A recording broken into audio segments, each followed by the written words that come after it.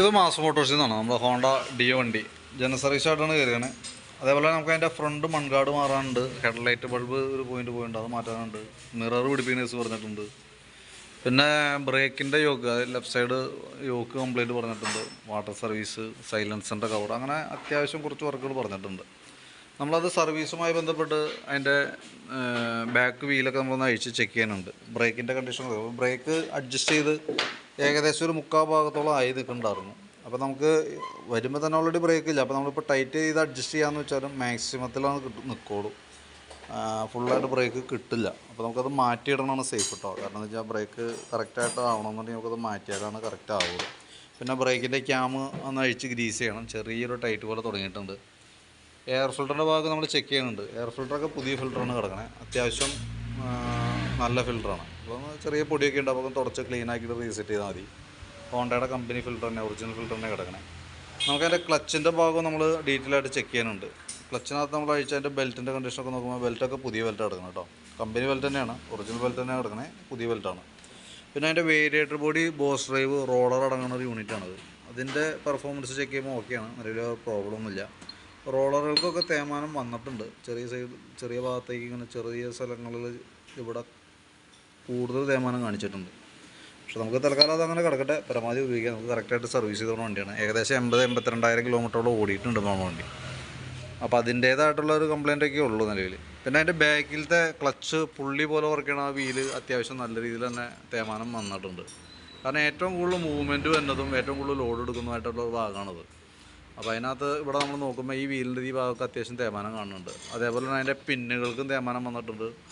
ഇവിടെ ഈ വീല് നോക്കുമ്പോഴേ ഈ വീലിന് ചെറിയൊരു ഷേപ്പ് വ്യത്യാസം വന്നിട്ടുണ്ട്. ഈ ഹോളിനൊക്കെ ഒരു ചെറിയ ഓവൽ ടൈപ്പിലേക്ക് മാറിയിട്ടുണ്ട്. അതെന്ന് പറഞ്ഞാൽ ആ പിന്നെ അതിൻ്റെ ഉള്ളിൽ കിടന്നിട്ട് വന്നേണ തേയ്മാനമാണ്. അപ്പോൾ തൽക്കാലം നമുക്ക് പിന്നൊക്കെ മാറ്റിയിട്ടൊന്ന് ഗ്രീസ് ചെയ്ത് റീസെറ്റ് ചെയ്യാം. ഈ വീലിന് ചെറിയൊരു ഡാമേജ് ഉണ്ട്, തൽക്കാലം ഇതങ്ങനെ തന്നെ നിർത്താമേ. മാറ്റാണെങ്കിൽ നമ്മൾ എന്ത് ചെയ്യേണ്ടതെന്ന് വെച്ചാൽ, മാറ്റാണെങ്കിൽ ഈ രണ്ട് വീലും കൂടിയും ഒരുമിച്ച് മാറ്റിയാലാണ് അതിൻ്റെ ഗുണം കിട്ടുള്ളൂ. അപ്പോൾ പരമാവധി നമുക്ക് ഗ്രീസ് ചെയ്തിട്ട് പരമാവധി ഉപയോഗിക്കാം. മാക്സിമം ആയി കഴിഞ്ഞിട്ട് നമുക്ക് മാറ്റാം. എന്തായാലും 1 ലക്ഷത്തോളമൊക്കെ ഓടിപ്പിക്കാൻ പറ്റുമെന്ന് നോക്കാം നമുക്ക്. കാരണം എന്ന് വെച്ചാൽ ഇപ്പോൾ തന്നെ 82,000 കിലോമീറ്റർ, 82,000 കിലോമീറ്ററോട് ഓടിയുണ്ട്. നമുക്ക് 14 കിലോമീറ്റർ കിട്ടുമെന്നുണ്ടെങ്കിൽ ആ രീതിയിൽ നമുക്ക് പിന്നൊക്കെ മാറ്റി ഉപയോഗിക്കാൻ പറ്റുമെന്നിട്ട് ഞങ്ങൾ എത്തിക്കാം. പിന്നെ അതേപോലെ നമുക്ക് അതിൻ്റെ കിക്കർ വീലൊക്കെ ഒന്ന് അയച്ച് ഗ്രീസിങ് എടുത്ത് റീസെറ്റ് ചെയ്യാം. പിന്നെ ഈ ഭാഗത്തേക്ക് വരുമ്പോഴത്തേക്ക് എഞ്ചിൻ ഹെഡിൻ്റെ അവിടെ ചെറിയൊരു ലീക്കേജ് സ്റ്റാർട്ട് ചെയ്തിട്ടുണ്ട്. മേജറായിട്ടൊന്നുമല്ല, ചെറിയൊരു നനവുള്ളൂ. തൽക്കാലം അങ്ങനെ തന്നെ നിൽക്കട്ടെ. ചോക്കിൻ്റെ കേബിളൊക്കെ ആയാലും വർക്ക് ചെയ്യും, ചോക്ക് കേബിളൊക്കെ വർക്കിംഗ് ഓക്കെയാണ്, പ്രശ്നമൊന്നുമില്ല. ആക്സിലേറ്റർ കേബിളായാലും വേറെ ടൈറ്റോ കാര്യങ്ങളൊന്നുമില്ല. പിന്നെ ഫ്രണ്ട് സൈഡിലേക്ക് വരുമ്പോഴത്തേക്കും ഫ്രണ്ട് സസ്പെൻഷൻ നമ്മളൊന്ന് അഴിച്ച് ഗ്രീസ് ചെയ്യുന്നുണ്ട്. ഫ്രണ്ട് സസ്പെൻഷൻ നമുക്ക് പറഞ്ഞാൽ ലിങ്ക് ടൈപ്പാണ്, അപ്പോൾ അതൊന്ന് അഴിച്ച് ഗ്രീസിങ്ങിലേക്കാണ് വിടുന്നത്. ചെറിയൊരു പ്ലേക്ക് കാണിച്ചു തുടങ്ങിയിട്ടുണ്ട്, തൽക്കാലം ഗ്രീസ് ചെയ്ത് കയറ്റിയാൽ മതി. ക്വസ്റ്റ്യൻ അസംബ്ലിയുടെ റബ്ബറൊക്കെ ആയാലും ഗ്രീസ് ചെയ്ത് റീസെറ്റ് ചെയ്യാം. പിന്നെ ആ ഫ്രണ്ട് മൺകാട് നമുക്ക് പൊട്ടിപ്പോയിട്ടുണ്ട്, അപ്പോൾ അതൊന്ന് ഫിറ്റ് ചെയ്യാനുണ്ട്, പുതിയത് വയ്ക്കാനുണ്ട്. പിന്നെ ബാറ്ററിയുടെ കണ്ടീഷൻ കൂടി നമ്മൾ ഒന്ന് ചെക്ക് ചെയ്ത് പോകുന്നുണ്ട് കേട്ടോ. അപ്പോൾ നമുക്കിത് ഇരിക്കുന്നത് 2022 മോഡൽ ആമറോയുടെ ബാറ്ററിയാണ്, 4 ആമ്പിയറിൻ്റെ ബാറ്ററിയാണ് ഇരിക്കുന്നത്. അപ്പോൾ അതിൻ്റെ വോൾട്ട് ചെക്ക് ചെയ്യുമ്പോൾ 12.80 ആ റേഞ്ചിലേക്ക് വരുന്നുണ്ട്. അത്യാവശ്യം നല്ല വോൾട്ട് കാണിക്കുന്നുണ്ട്. ബാറ്ററി ടെസ്റ്റിലേക്ക് കൊടുത്തിട്ടുണ്ട്. ടെസ്റ്റിലേക്ക് കൊടുക്കുമ്പോൾ ചെറിയൊരു ഫാൾട്ട് പോലെ കാണിക്കുന്നുണ്ട്. കാരണം ഞാൻ ഇവിടെ സിമ്പിൾ വന്നേക്കുന്നത് റെഡ് സിമ്പിളാണ് വന്നേക്കണേ. അപ്പോൾ വലിയ താമസിച്ചാൽ എന്തെങ്കിലും കംപ്ലയിൻറ്റ്, സെൽഫിൻ്റെ പ്രശ്നങ്ങളൊക്കെ ഒന്ന് കാണിക്കാനായിട്ട് സാധ്യതയുണ്ട്. വോൾട്ട് എന്നാൽ പോലും നമുക്ക് 12.80 റേഞ്ചിൽ വരുന്നുണ്ട് കേട്ടോ. അപ്പോൾ ഒരു പക്ഷേ കംപ്ലയിൻറ്റ് വന്നേക്കാം. കാരണം വെച്ചാൽ അതിനകത്ത് നിങ്ങൾ കാണിച്ചാലും ചിലപ്പോൾ കിടന്ന് ഓടാറുണ്ട്, വേറെ കുഴപ്പമൊന്നുമില്ല. കംപ്ലയിൻറ്റ് കാണിക്കുമ്പോൾ നമ്മളത് ഇൻഫോം ചെയ്തു എന്ന് മാത്രമേ ഉള്ളൂ. പിന്നെ ഈ ഭാഗത്തേക്ക് വരുമ്പോഴത്തേക്ക് നമുക്ക് കൂട്ടത്തിൽ കൂടെ നമുക്ക് സർവീസിനകത്ത് നമുക്ക് ഈ പ്ലഗും കൂടി അഴിച്ച് ക്ലീൻ ചെയ്ത് പോകേണ്ടതാണ്. അപ്പോൾ പ്ലഗ് നോക്കുമ്പോൾ നല്ല ടൈറ്റാണ്, നല്ല രീതിയിൽ ടൈറ്റായി കാണും. അപ്പോൾ നമ്മൾ ഒരുപാട് ബലം പിടിച്ചാൽ ചിലപ്പോൾ ഒടിഞ്ഞു പോകാനുള്ള സാധ്യതയൊക്കെ ഉണ്ട്. അപ്പോൾ തൽക്കാലം അത് അങ്ങനെ തന്നെ നിലനിർത്താം. കാരണം എന്ന് വെച്ചാൽ അത് ഹീറ്റിംഗ് വന്ന ഭാഗമായതുകൊണ്ട് അങ്ങനെ സംഭവിക്കണം കേട്ടോ. നല്ല രീതിയിൽ ചൂടാവണ സൈഡാണ്, ഫയറിങ് അടക്കം അതിൻ്റെ ഉള്ളിലുള്ളൂ.